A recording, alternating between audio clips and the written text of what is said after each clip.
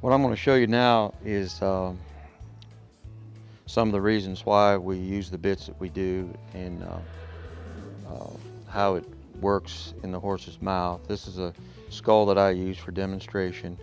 This orange piece here was going to simulate his tongue. Okay, this is his row of molars. And we've done other videos on how to check your horse's teeth for sharpness and have your dentist out. So refer to those videos on that. And I'd say that's your first step. You need to make sure your horse's mouth is clean of points and he doesn't have, like right there's a wolf tooth. He doesn't have his wolf tooth. You know, you've got to, sometimes the horses will have four, some of them have one, but eliminate those problems first, okay? So the bits that we use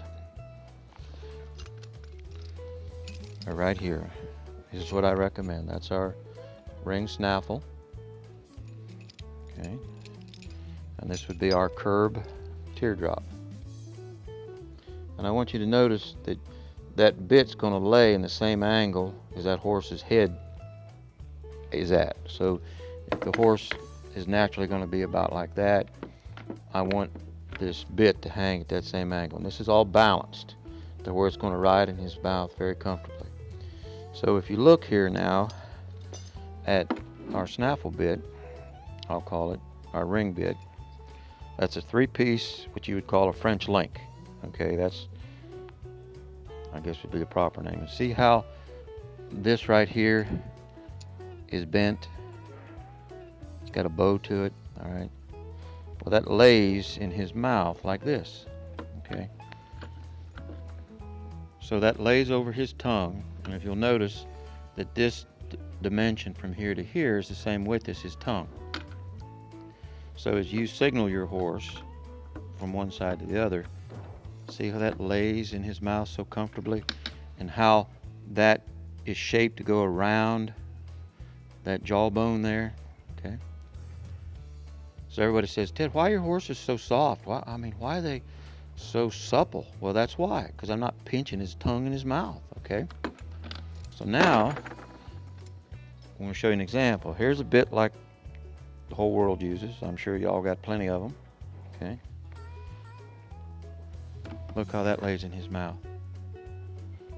So first thing's going to happen, this is going to hit him on the roof of his mouth, and then as you signal this horse, it's like a nutcracker that's going to squeeze right here. It's going to pinch right here. But there's very sensitive nerves right in there. Okay, and that horse finds that very irritating.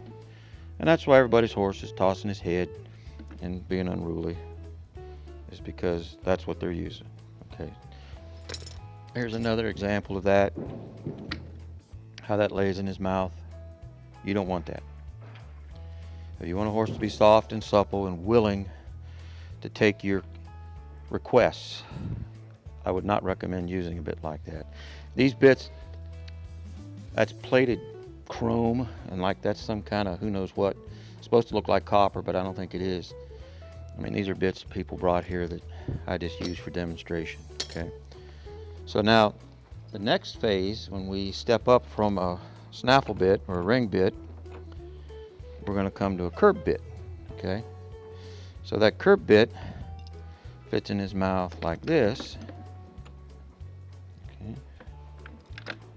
So I hook my reins in here, and that curb strap goes underneath, and as I signal him, this rotates on his tongue. See that? See how that right there, how it rotates on his tongue? And how that forms around his jawbone. So I can take this bit and I can ride two-handed with it. I can ride one-handed with it.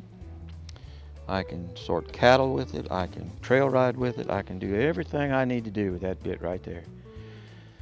And I'd say 95% or more of the horses you encounter, that bit will fit in their mouth very softly and very comfortably with no problem. Okay. Now, this contraption here,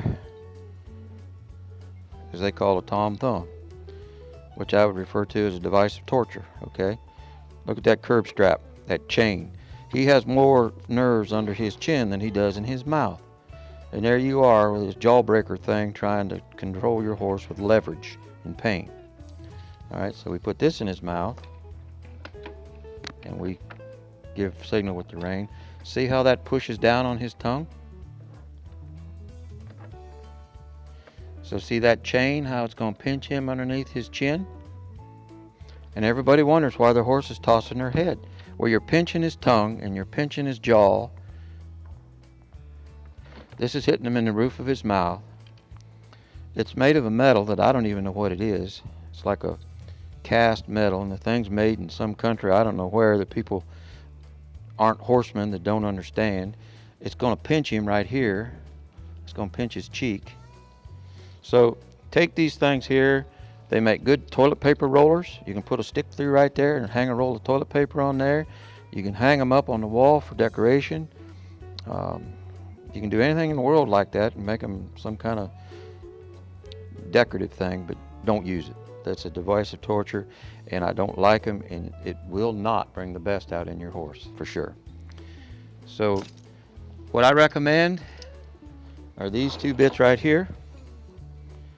And I will say this, that don't take these bits and put them in a horse's mouth that's using something like that. You're going to have to soften your horse a little first. So you got to go back to my videos on how to soften your horse, okay? Because this bit is a very mild bit, okay? So if you got an old tough stiff horse that's used to being leveraged around, you're going to have to soften him and prepare him for this kind of riding, okay? And I've done videos to show you how to do that. So my advice is to use these bits, but to proceed cautiously, do your homework, soften your horse, get him to where he does not have to be manhandled to be ridden, and I almost am confident that you will have success doing that.